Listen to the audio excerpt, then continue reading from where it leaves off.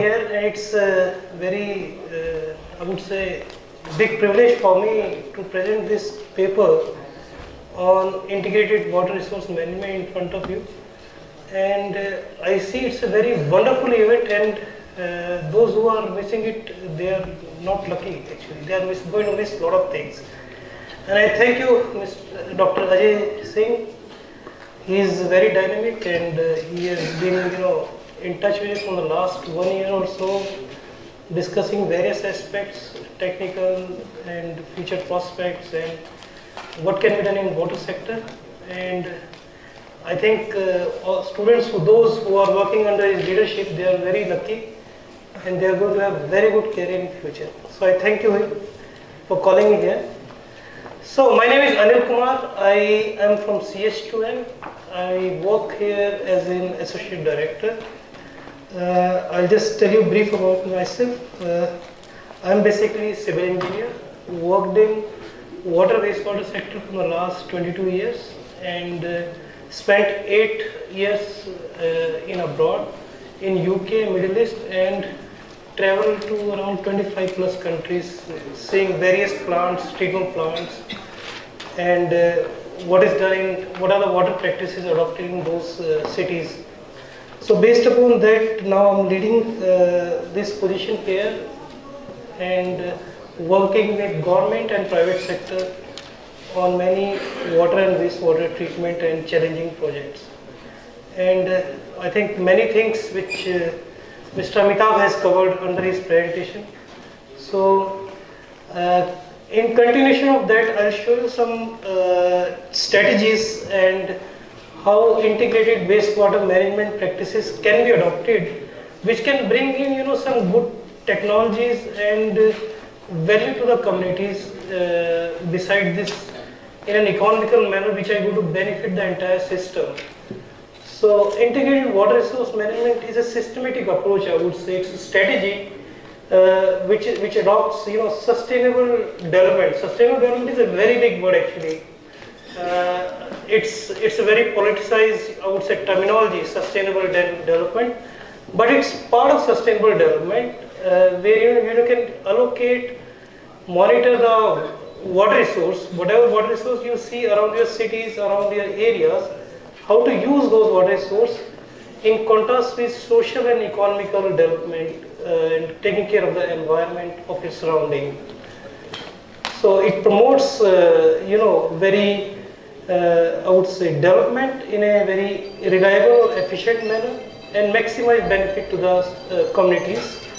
So in short, I would say, different use of water resource are considered together and sustainable water management approach to meet potable and non-potable demands. So I have taken out here potable and non-potable demands separately, which are not recognized in our systems. So what Mr. Amitabh said, recycle and reuse practices, we have discussed rainwater harvesting. So how to use those elements of water in an efficient manner. So what we have done when we do this IWRM model plan, you have various water resources like you have rainfall, rivers, groundwater, and then various areas. And then when you have this water resource, you plan your storages. Storage involve your reservoirs and all.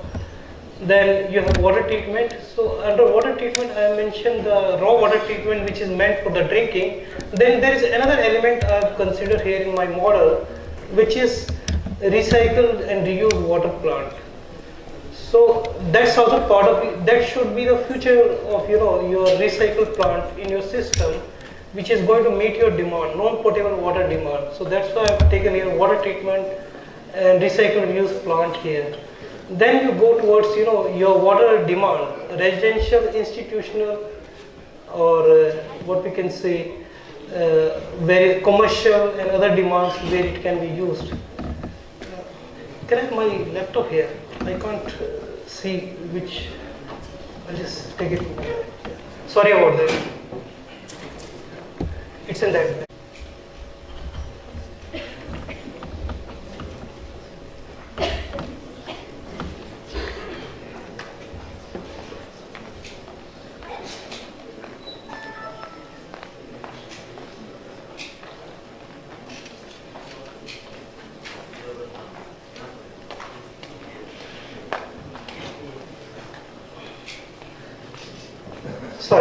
Yeah, now we can continue. So, water demand we have considered here potable water supply and non-potable water supply. So, when we say non-potable water supply, we are covering industrial, horticulture, and firefighting purpose. So, that's how you can divide your water demand when you develop your integrated water resource system.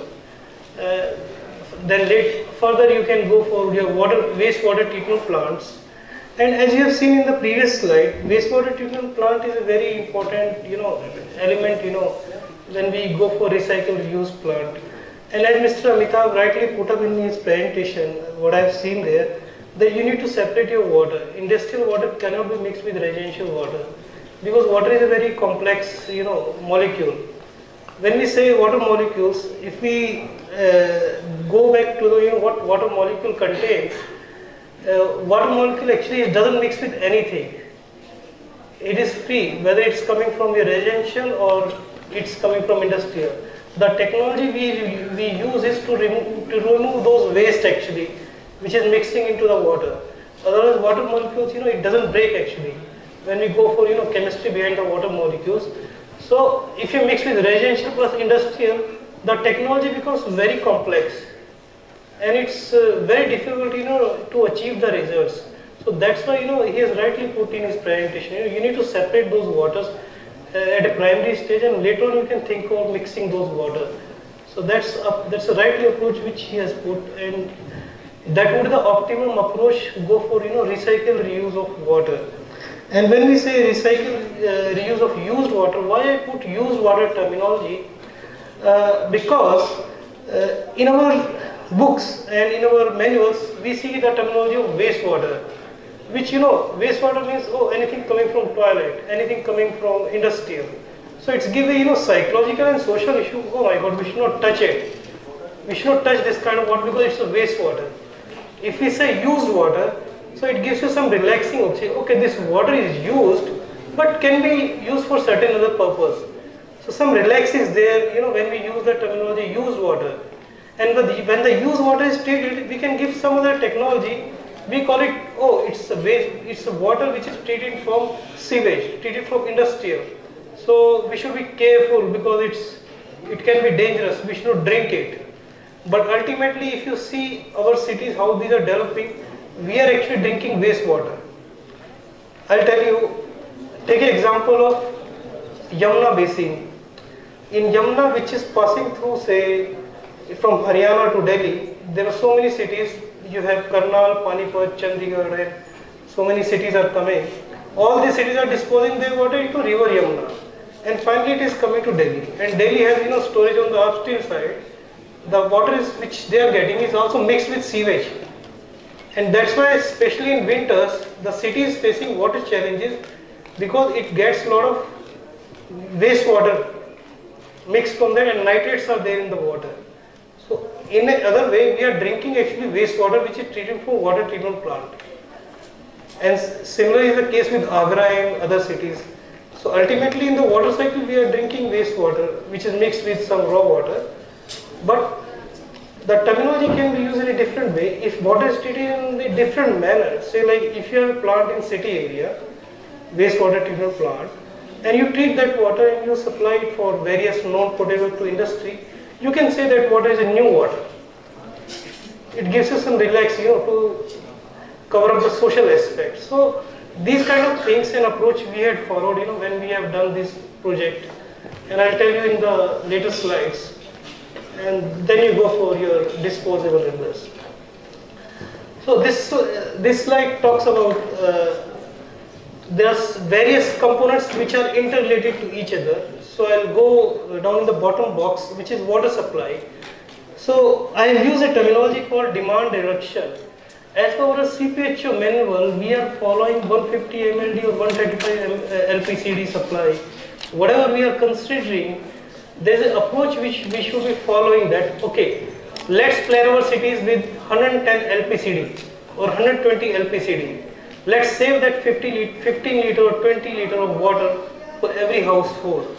That should be the approach our city should be adopting, and from where that deficit will come, it will come from your non-potable water use. Like water which can be used for flushing system, water which can be used for washing your cars, using it for your gardening purpose. So that deficit can be met through your non-potable water, where you don't need such a high quality, drinking quality water to wash your car, to flush your systems. So that's why I have said you need to reduce your demand reduction when you plan your cities and create an infrastructure where non-potable water can be used. Then wastewater treatment, you need to stress more on recycle, reuse. Public health is a big aspect here. Here when we talk about wastewater treatment, we are following 5-6 parameters, but there are countries which are following more than 160 parameters when they treat their water for recycle and reuse. Singapore is a very good example. 30% of their demand is now met through sewage water, including drinking.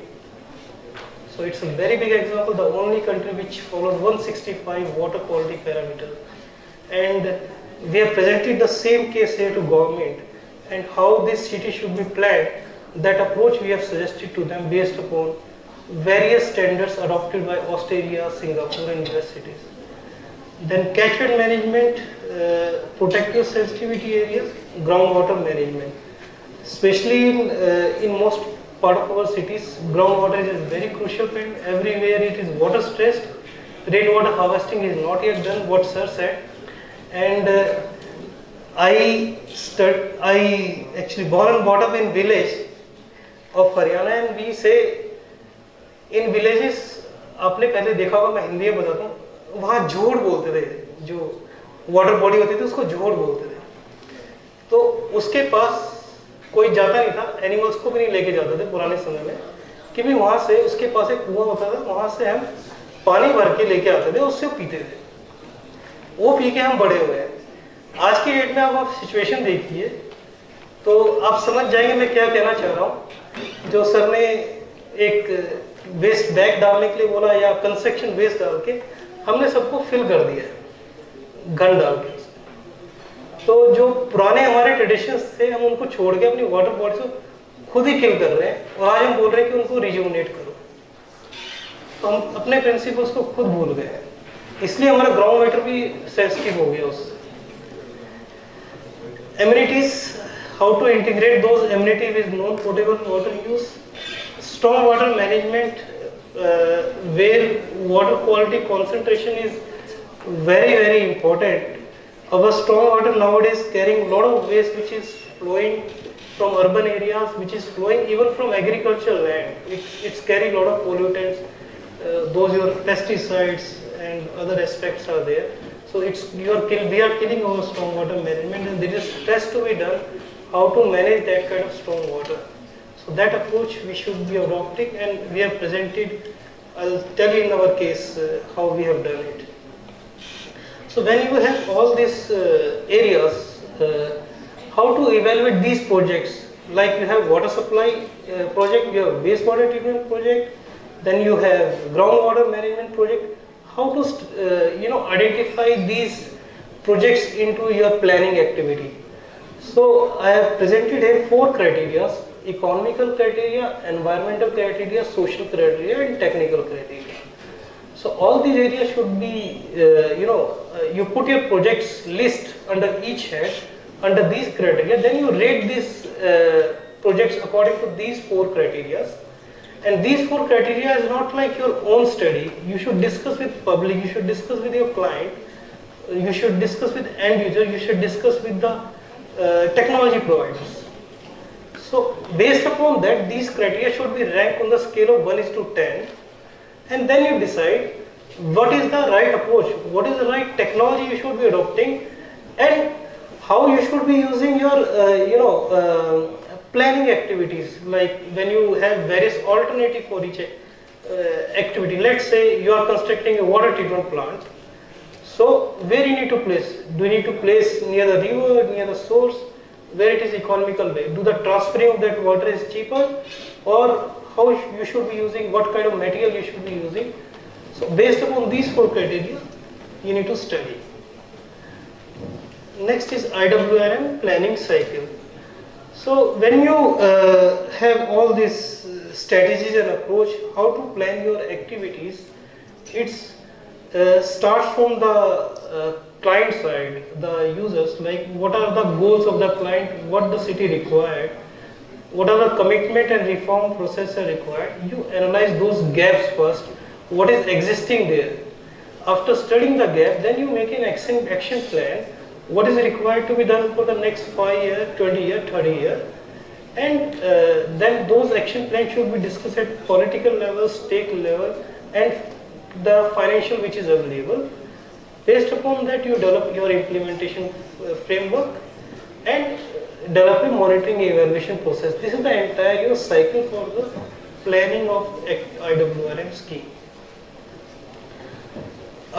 There are a lot of issues which practically, when I was involved in IWRM projects, I came across, and the majority of challenges were interface between macroeconomics and water resource decision making. This was a challenge which normally you face through various bodies of governments. Say like groundwater. Groundwater is under CGWB, and surface water with irrigation department or whoever is maintaining. Then water supplies with public health engineering department. And then who will be the implementation body, from how the state government, central government going to finance these schemes. So many challenges were integrated, and we have gone through consultation with every level when we do this kind of work. And if you're planning this study, you need to coordinate with each of these bodies. Efficiency in existing water infrastructure. Many places you will find government has various schemes, like you have Amrit scheme at the moment, which is going on in various cities. Then previously you had JNRM schemes which was going on, still under implementation. So you have to take care of those aspects, because if you don't take care of those existing projects or existing commitments of the government, they won't support you, they won't help you. What are the potential options? Water quality is a major issue. You come across a lot of challenges when you set those criteria. Okay, I want to use my technology for these kind of quality parameters. Somebody will say, okay, if you do this technology, this is very expensive, we don't want this. We had a very bad experience with this. But that bad experience doesn't mean that the technology is bad. That bad experience could be the person or the other side of it doesn't know how to operate it. So it depends on the situation. And when you go for financing of the schemes, you will find a lot of deficit in your options. And you also need to find some confidence level from the private sector involvement, where PPP is involved. Because most of the water supply schemes are financial stressed, and budget is very limited. When we go for 30 years plan, government will say, let's do for the next 5 years, forget about 30 years, let's not spend for 30 years. So those challenges we have come across, and then you have to find some financial option. Okay, fine, let's do for 20 years, but yeah, I understand. Okay, all right. Public consultation is very important. At every month we have done public consultations. So I'll skip this slide. I've been told there is limited time. So I'll just quickly finish this case, which was done, and based upon that, my experience on this paper has come out that this area is 402 square kilometer, Manesar Bawal Industrial Corridor under DMICDC, where Government of India has very ambitious plan of having some residential plus industrial investments to be. Sorry, this one. Investments to be done in 3 phases. It's in Rewari district. So in this area we started the project with studying the entire canal systems, and we have done vertical electrical sounding for groundwater study, seen a lot of water stress when we did this. Then we also did pump test or aquifer testing in pilot level at various areas. So because we didn't want to rely on government data, so we did our own study. We invested a lot of money in doing primary data investigations. So based upon that, we planned the study into 3 phases, which includes studying the drinking and non-drinking water demand. And what you have seen here, the drinking demand is around 500 MLD, and non-potable drinking demand is around 550 MLD. So which is actually more, 50% I would say. And the orange bar what you see is the drinking demand, and the violet bar is non-drinking demand. That's how it would be planned, because it's majorly industrial area plus agricultural demand is there. So that's why you see this violet is higher than drinking water demand. So voice model is used to develop that previous slide which I have shown how you have to put your water source into the model, and then how you have to integrate with various technologies, and where the demand at various areas you need to put those data into the model. And this is a very good decision making tool actually. When you have all this input data and we have everything, model is done, it's called voice model. Like say I want to know after 5 years on particular, say like 18th of January, I want to know this day what is my demand and how I'm going to meet. So this model will give you the monthly, weekly and daily demand from where the water is going to come for the next 30 years. So that's how we have built up this model. It's a very good decision making tool. If say today I want to know after 5 years where my money should be spent and how I should be spending, whether it is operation maintenance cost for any of this project or whether it is any new project which is coming, how I need to plan. So everything you can see here in the model.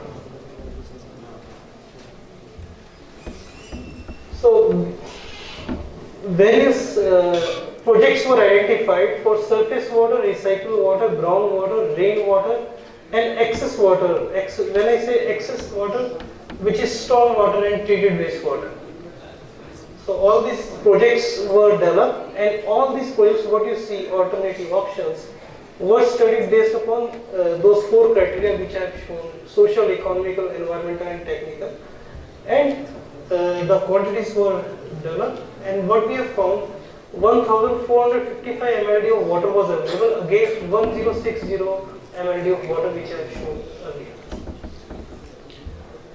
Then this is the total division of water under various schemes. The cost estimate was done. There was a rehabilitation of canal system which was planned, infrastructure improvement of Western Jamuna Canal, and these are the cost estimate for surface water and groundwater project. Around 1,000 crore rupees we had estimated. So next scheme was for water and wastewater treatment plant. Yeah, surface water scheme, and this is for water and wastewater projects, and this comes around 4,000 crore rupees. Then you have the complete cost estimate for IWM plan, which we have done for 402 square meter was around 5,000 crore rupees, and the approval was taken from the government and the scheme was presented. But I'll tell you, it took us 2 years to complete this entire exercise, to convince the public, to convince the client. Client includes, there was 6-7 government bodies we need to prove, including central government. It took us 2 years to do entire things. So conclusion, why we have chosen to do this work was, in the earlier government report, when they were planning this area, and the preliminary study, the traditional practices which government was adopting, they estimated that 11,000 crores of money is required to take care of the potable and non-potable water. But they were forgetting many areas. They were not integrating their water resources. So when we convinced them that you are going to save a lot of money by spending very little amount on these advisory services, to do this exercise for 18 months, you are going to save some money. So you can see they have almost saved more than 50% of money. The scheme which is planned is 5,076 crore, against 11,000 crores which was proposed. So that's how it is going to help you. You are including an element of non-potable water resource into the systems, which includes your efficient building planning like dual piping systems, efficient taps which can be used for various areas. So I think I am done with this, and thank you. This is my email ID. Email me if you have any questions or query in future, you can ask me.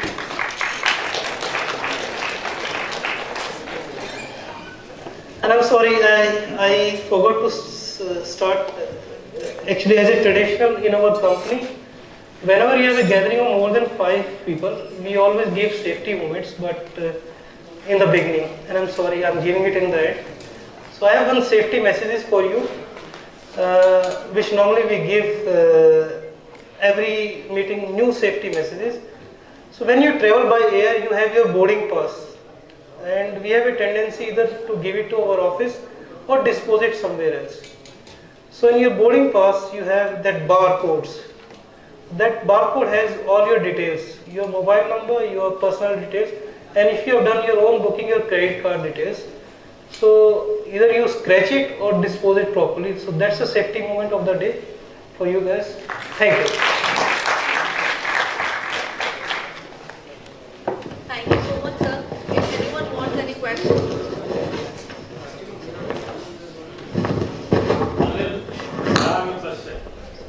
International company CS2 here, and we are from the academic institution. So during this whole period of this employment, that what do you feel that what the academic institution or the research institution should do, the research work in the water sector? Any research gap you have felt during this whole time period?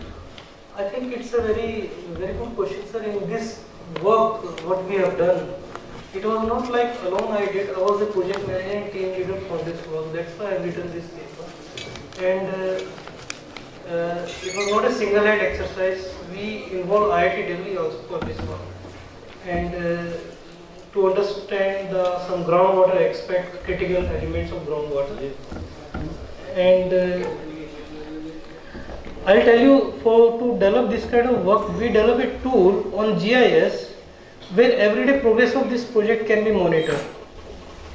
You can see the every element of water, every community, every block, and who are the decision makers. All the details were there, which was live to the client. So institution can play a big role, helping us, to do this kind of work. Just make it live, give it to people, and let them see these things. Nothing is confidential today. So it's not like I am hiding. I give it to client. You take this link and see what I am doing, and ask me questions.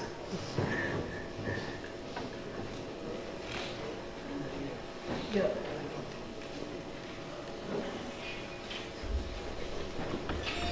Government is looking for PPP, public-private partnership, for providing water to all the persons. So can it affordable for all the persons in our country? Sorry, I didn't get the question. Sir, government is looking for public-private partnership.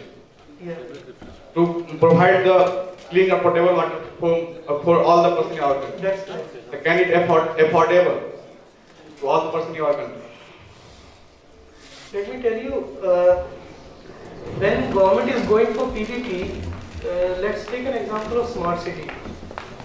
And last week I was there in Niti Aayog to discuss this PPP aspect. Why it's not coming into, why people are not coming forward.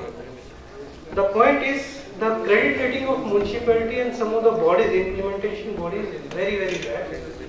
They are still rescued by the state government or central government. And why I am saying this, the accountability is still not there with the implementation body, and people are not getting that confidence coming into investing money on PPP. So now government has taken initiative to come up with few areas to improve those implementation bodies. Like I'll tell you, Ahmedabad municipality, Pune municipality, and many other municipalities, or MCG, Mumbai municipal, which is the richest one, or Pimpri Chinchwad, which has the highest credit rating in the country, Pimpri Chinchwad municipality. So there are some bodies where people are coming forward to invest into water sector because they get assurance. Okay, if anybody is coming here, spend crores of rupees, they want a reliability and return on investment. That confidence is now coming. 7-8 municipalities have come forward, and already in the last 10-15 years, like industrial wastewater sites like Tirupur or Visakhapatnam, it is adopted in some areas. Thank you, sir. I would like to make one. You see, the officials of this municipality are also bound by the rules. Yes. I will give you one example. In my locality, there was a house plan, and in house plan there was a pond. But in the planning, the pond was shown as a park. It was shown as a park, and that pond was supplying water to the duckweed. So when they were trying to fill the pond, so I make a representation to the municipal commissioner. So he prevented for 1 year. Then he one day asked me, Mr. Rai, on the map, this pond is shown as a park. So I cannot resist the people to fill the pond and make it a park. So there the municipal commissioner has no right. So it is our mistake, because we want to make the money at any cost. Even I kill someone for 5,000 rupees for snatching one boat. So that we are doing like that. So unless and until there will be a reform in the society, government or any rule is not going to make any change. Thank you. All the buildings and this, they are being occupied by the builder. All the public places, including ministers, are doing the same.